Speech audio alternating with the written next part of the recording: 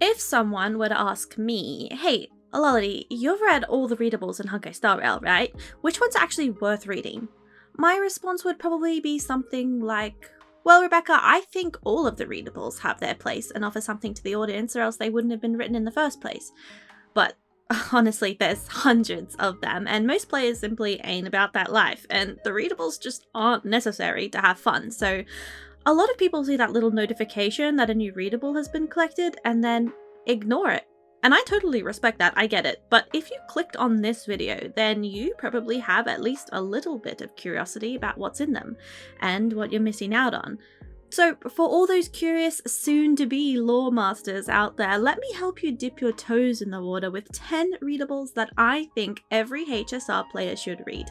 Now, I've selected these 10 based on a combination of factors, including their world-building importance and relevance to important recurring characters such as the Astral Express and Stellar Hunters, and of course with some bias towards more recent ongoing plots because, I think we can all agree deep lore on Belobog is just not as worth it right now as deep lore on Amphorius, right? So with that in mind, let's jump straight in.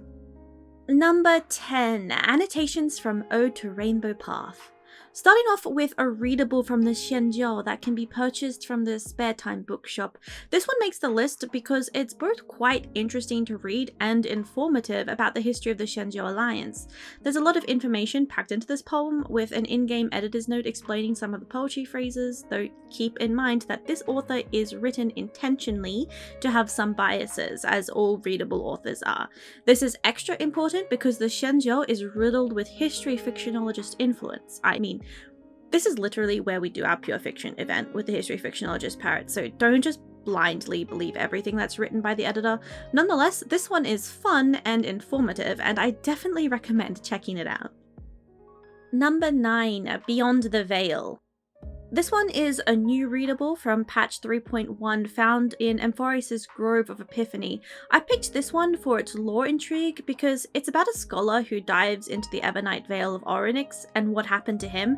Since we, as the Trailblazer, obviously have a connection to Orynyx, I think this one is particularly ominous and hinting at a future plot point we'll for sure be exploring in the coming patches. I think if you're interested in super relevant topics, this one is a must-read for sure. Number 8, Memory Zone Fairy Tales Ghost Ship. Okay, this one might seem super random, but I want to draw attention to it just because of how weird it is, especially with extra context. It's found in the Radiant Feldspar in Penacony, so basically at the end of the main story there. Inside, we find the story of a young female scientist who is lost diving in the waters of the Memory Zone, stuck in a time loop where she is perpetually murdering herself over and over. Now, I'd also like to remind you that our Dreamscape Pass final entry is signed by Rosalina, as in the nameless girl who went diving into the Memoria and never returned, presumed dead by everybody. We never had closure with Rosalina's story, and we know Tiernan died after leaving Penacony. We know that Mikhail is meant to be dead, but you can't really age inside the dream, and if you do, you then turn into Bubbles, and he's a history fictionologist, and nothing is more fictionologist codus than faking your own death, so I definitely press X to doubt here. And we know that Hanunu died in a dream and then went to another dream where he was watching Mikhail, and then Mikhail was waiting for Hanunu's return to save them all. The IPC is the big villain of Penacony and hasn't been dealt with properly, and we know that the Penacony story isn't really concluded. So I want to bring up this readable because Rosalina is really underrated in my opinion, and I think she's going to make a comeback someday. Number 7, Travelogue on Shenzhou. Okay, this one is collected sort of all around the Shenzhou, pics on screen now, and is a series of documents written by the NPC Todd Rawdon of the Intelligentsia Guild as he visits the Shenzhou. This one has a lot of very interesting world building, diving into many of the facets of the Shenzhou that I think pretty much everyone should know about. For instance, did you know that the sky of the Shenzhou is actually a fake projection? And that the Jade Abacus can form a sort of matrix hive mind? Makes that matrix prescience thing and the hive mind in the jail that just so happens to be the exact same size as Penacony's hive mind look really suspicious if you ask me. The author is the same one involved in Todd Rawdon's academic research side quest, delving into the Scale Gorge to look into the disappearance of his teacher, the Scholar Bonini. Interesting NPC with interesting readables that I'd highly recommend getting involved with if you haven't. There's a lot here to unpack with the Shenzhou and the Vidyadhara if you follow it all to completion, and as a bonus, Blade also makes an appearance in this side quest too. Number 6, Death of the Crow. Okay, you might remember back during Penacony that people started to suspect Sunday was going to join the Stellaron Hunters, and that was basically all because of this readable. It's found in an alley of the Dreamflux Reef and is structured as a poem that seems to be talking about Sunday's shattered dream.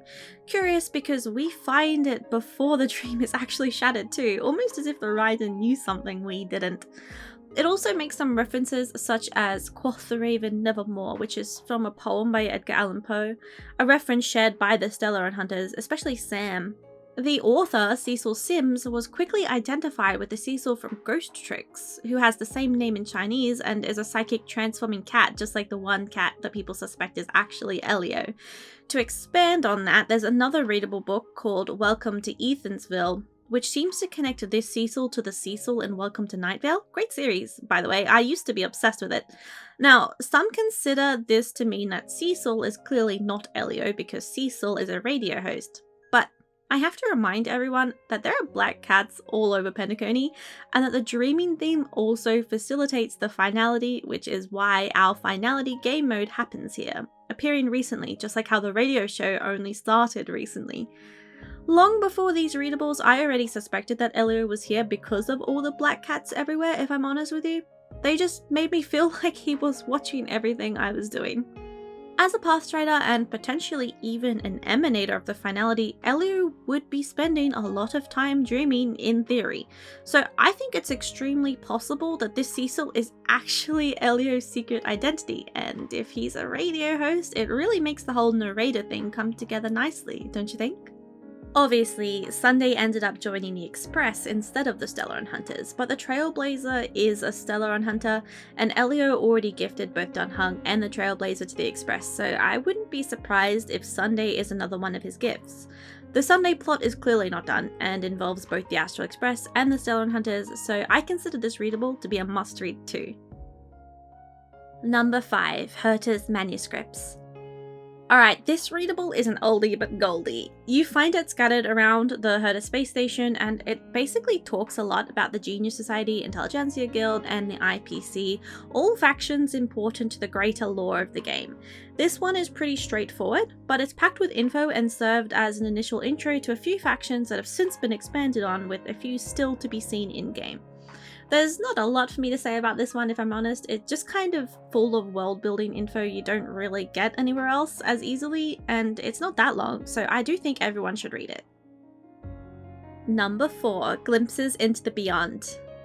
This one is found in the Divination Commission and basically introduces some of the eons from the perspective of the diviners on the Xianjiao Lofu. Of course, these diviners don't know everything and they assign them foreign names not found anywhere else, but nonetheless, they do offer some insight into the behaviour of the eons.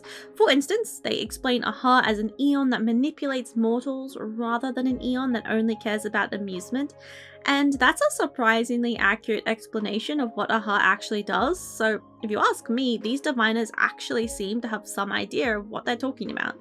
If you're not that familiar with the eons, then this is definitely for you. Just keep in mind that the diviners do have their biases. Number 3, Undestroyed Letter.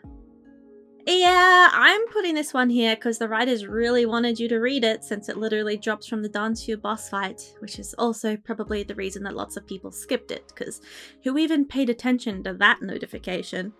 I'm putting this one in here because it talks about Bailu and how she was an experiment made by the disciples of Sanctus Medicus in the Alchemy Commission, and if I had a penny for every time someone has told me that Donfeng created Bailu without having read this readable before and known nothing of the Bloomborn Scion, I'd probably have more pennies than I'd make from the ad revenue on this video.